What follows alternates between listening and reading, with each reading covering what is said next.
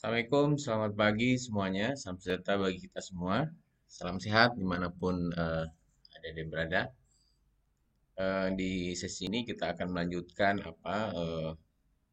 kuliah minggu lalu. Kemarin itu yang saya bagikan kepada saudara-saudara ini terkait dengan the procurement process untuk basic sudah sampai pada organizational level. Organizational level. Saya sudah menyiapkan PowerPoint-nya di ini di di VL. Ini ada PPT-nya, lalu ada ini nih. Eh, ini adalah praktikum yang kalau Anda ingin mengikuti yang modul teori ya. Sementara kalau modul praktek Anda harus mempraktekannya sendiri ya di modul itu. Jadi tugas-tugas jangan lupa juga submit ke sini termasuk tugas hari ini ya, tugas hari ini. Praktikum yang navigasi juga harus sudah di-upload. Praktikum hari ini Anda harus lanjutkan praktikum 2. Baik di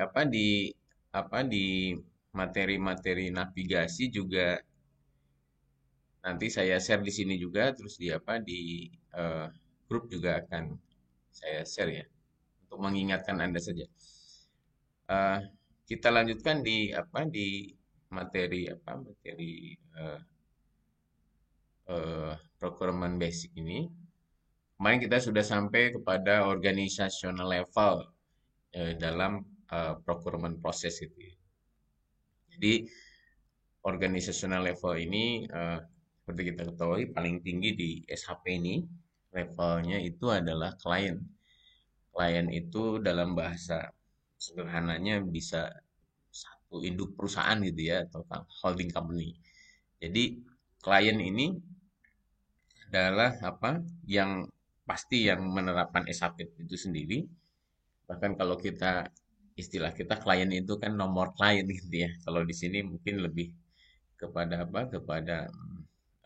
perusahaan gitu ya.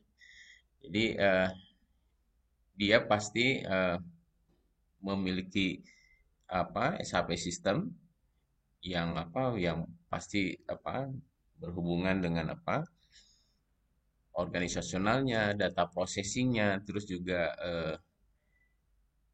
memiliki master record yang independen gitu karena dia klien ya pasti dia punya master record sendiri gitu untuk digunakan di seluruh perusahaan atau di anak perusahaan dan dalam tadi bisnis perspektif bisnis ini pasti corporate group gitu ya corporate group satu perusahaan induk nanti di dalamnya ada company code jadi dia dalam bentuk corporate group. Nah, di bawah klien kita ada yang disebut dengan company code.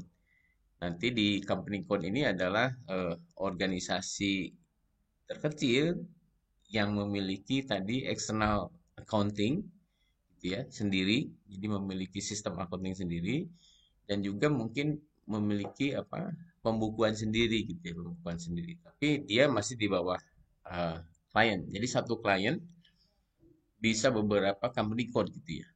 Di satu company code pasti menginduk hanya pada satu klien gitu ya.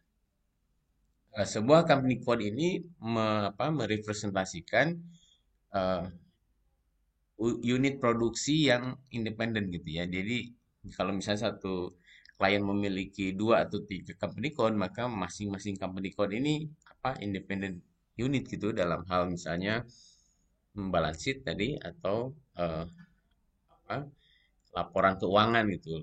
Mungkin juga laporan pajak juga gitu ya. Bahkan mungkin jika satu perusahaan company code-nya rugi, maka tidak akan berdampak kepada company code yang lain gitu ya.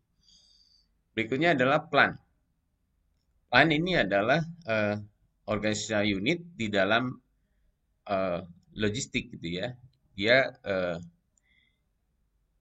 dalam bentuk bisa jadi dia adalah tempat produksi, tempat procurement, atau plant maintenance, atau material handling, ya material planning gitu. Jadi itu plan dalam logistik itu bisa macam-macam gitu ya. Dan sebuah plan dalam manufacturing facility atau cabang gitu ya dalam sebuah perusahaan. Jadi plan ini pasti sebuah apa fasilitas manufaktur atau cabang dalam sebuah perusahaan gitu ya. Nah, storage location ini adalah organizational unit yang memfasilitasi berbagai macam apa material stok yang berbeda-beda dalam sebuah plan gitu. Ini untuk memudahkan kita mengelola, misalnya dalam satu gudang itu sangat besar, tapi kita akan mengelompokkan gitu ya material-material stok itu berdasarkan jenis atau berdasarkan ukuran atau apapun gitu ya untuk memudahkan sehingga kita kalau mencari material A ini pasti di storage location berapa gitu ya. Dalam kita dulu berlatih kan storage locationnya ada 0001, 0002 dan seterusnya gitu ya. Nah, inventory management juga bisa dilakukan di dalam eh, storage location level ini. Jadi ada inventory management atau juga kita melakukan physical inventory gitu ya. Jadi eh, kita secara fisik juga bisa mengelola, menghitung gitu ya, mengawasi di level storage location ini. Nah, sehingga kalau ini di inventory management misalnya klien kita ini adalah 400, lalu kita punya dua company code dalam sebuah klien. Jadi ada company code 001 lalu company code 002 misalnya ini. Jadi klien ini punya dua company code. Lalu company code 001 dia punya dua plan yaitu 1000 dan 1100. Jadi ini nih punyanya company code 001. Nah, di dalam plan 1000 dia punya dua storage location gitu ya. Storage location 001, storage location 002.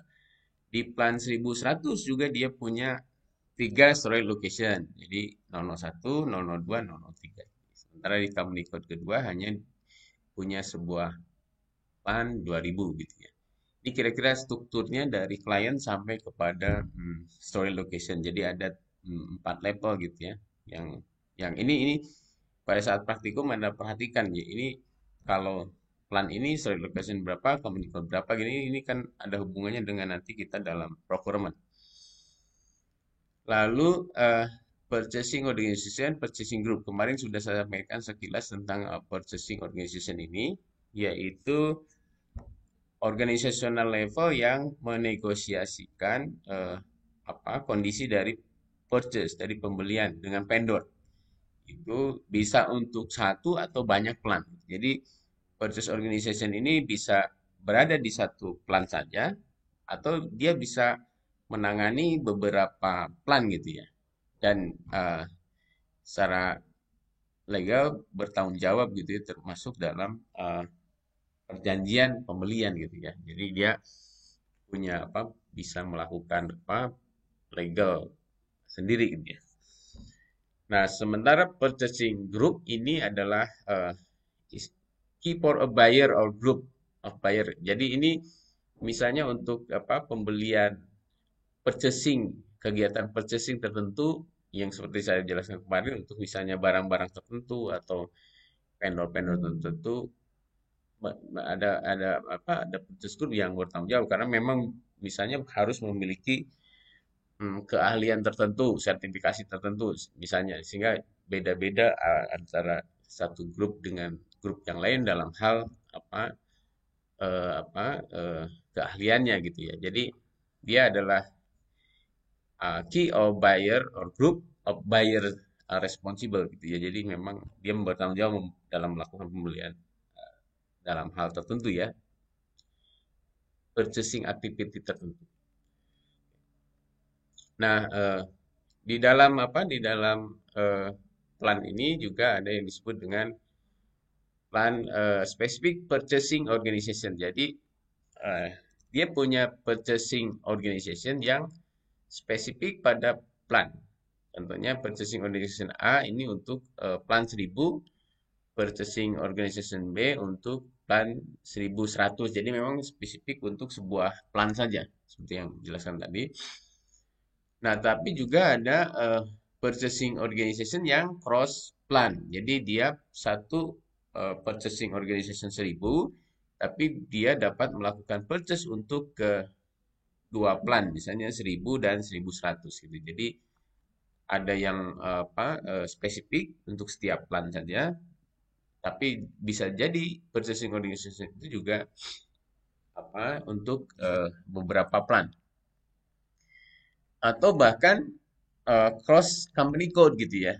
Karena memang ini perusahaannya adalah perusahaan holding yang besar dan memang beberapa beberapa hal juga bisa ditangani oleh holding company gitu ya, maka maka si purchase organization-nya bisa di level apa holding company-nya di kliennya, sehingga ini juga akan cross company code purchasing organization. Jadi misalnya kita punya purchasing organization-nya C100, ini bisa menangani banyak beberapa plan dan di beberapa company code gitu ya. Misalnya untuk urusan pembelian hal tertentu misalnya bisa ditangani oleh level cross company code ini untuk plan 1000, plan 2000, plan 3000, padahal plan 1000, 2000, 3000 itu juga di company code yang berbeda. Itu juga bisa dilakukan. Ini kalau di SAP mudah karena memang datanya master datanya terintegrasi di level klien ya, walaupun company code-nya berbeda, sebenarnya tidak masalah. Nah, sehingga di sesi ini kita bisa menggambarkan dari various external procurement process tadi, yang lalu list organization level itu yang poin satu itu yang sesi pertama ya, yang lalu yang terakhir hubungan antar organizational level. Demikian di sesi ini. Terima kasih.